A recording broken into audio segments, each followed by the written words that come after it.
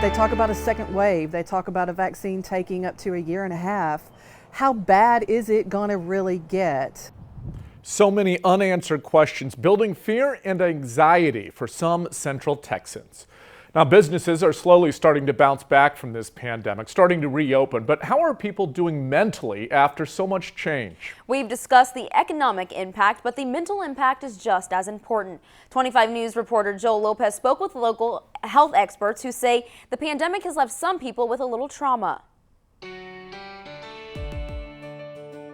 New social norms have affected simple things like grocery shopping. People are now more cautious than ever about who they come in contact with and how they shop.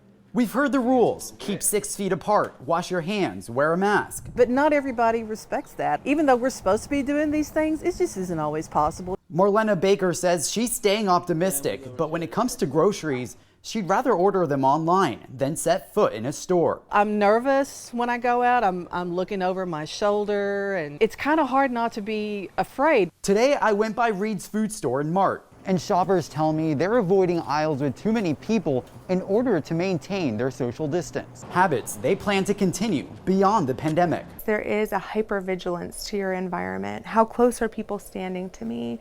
You know, who might have touched this item before I've touched this item? Dr. Emma Woods is a licensed clinical psychologist in Waco. As things reopen, there may be this kind of relief, this run to health that like, okay, things are fine again, but you might notice that you're not sleeping well, or you might be having nightmares, or you might be just feeling kind of keyed up or on edge. Dr. Woods says those are symptoms of post-traumatic stress disorder or symptoms of an anxiety disorder brought on by traumatic events like the COVID-19 pandemic. When somebody has a normal life and then all of a sudden control is taken from them, it feels very helpless and very hopeless. Now more than ever, it's just as important to get a check on your mental health, just as you would your physical one. Take the temperature of their emotional well-being, check in with themselves, because symptoms can develop over a period of time. Dr. Woods says if you feel like you may be experiencing these symptoms of trauma, to reach out to mental health professionals.